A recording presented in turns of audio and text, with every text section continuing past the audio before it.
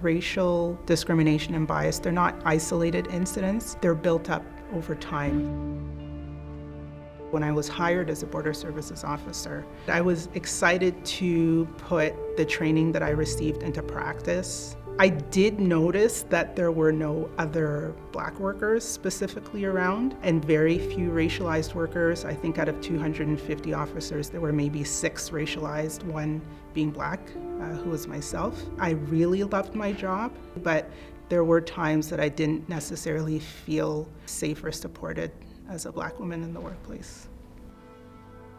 I can remember the very first time being on a shift, seeing a truck come through to my booth with a huge Confederate flag draped behind the driver and being called names, derogatory names. It impacts you because when it happens in the moment, you really don't have time to react before the next truck or the next car comes through, and you kind of just have to sit with that. I had applied to a human resources role with another department/agency. One morning after a night shift, I got home. My phone rang. It was about 8:30 in the morning. The person asked to speak with me, and I said speaking, and they asked if I applied to a human resources role, and I said yes. And they said, before we get started with the conversation, I just wanted to ask what cultural or ethnic background you belong to. I'm gonna amount it to being young and a little naive at the time. I didn't think anything was wrong with the question. And I said Black. And the next thing I heard was dial tone. And they never called back. As Black workers and as racialized workers speak about equity, it's because we're looking at fairness. It's about being treated fairly and with the same level of dignity, recognition, and respect as everyone else. The human rights complaint stemmed from a Black class action lawsuit on behalf of Black workers in the federal public service who had experienced discrimination, harassment, among a lack of promotion opportunities, access to mentorship and training.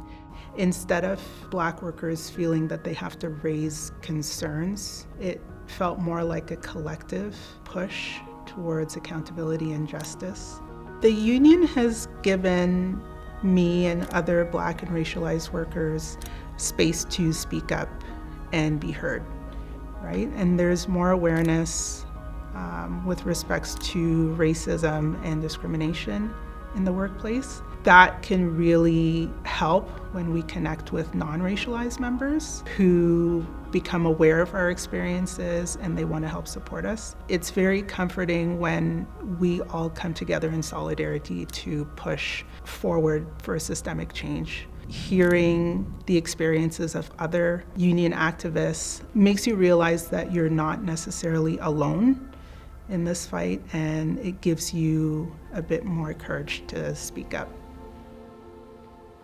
Racial discrimination and bias, harassment deserves to be acknowledged, investigated, and addressed in order to bring about meaningful change within the federal public service for Black workers. And that's really where we kind of saw the shift take place, is instead of feeling isolated, there's solidarity with the union in taking the individual experiences and turning them into collective action. Knowing that you don't have to navigate that by yourself, it makes it easier, I feel, for not only myself, but other Black workers who may want to speak up, knowing that they have the full support of the union and the solidarity. Change happens when we bring our voices forward, and I do believe that when other workers can see their union siblings bringing their voice forward and having the courage to take that step towards justice, that it can inspire others to do the same thing.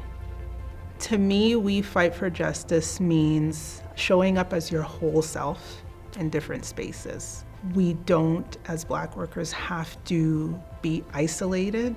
when we experience discrimination, racism, bias in the workplace. If one person experiences discrimination, then it becomes a collective issue for our union to act, and that we can use our voices, our experiences, and utilize the union to push for systems that are fair for everyone. Hopefully, discussions like these will be a thing of the past, where they don't feel like they're necessary because systems will have changed eventually.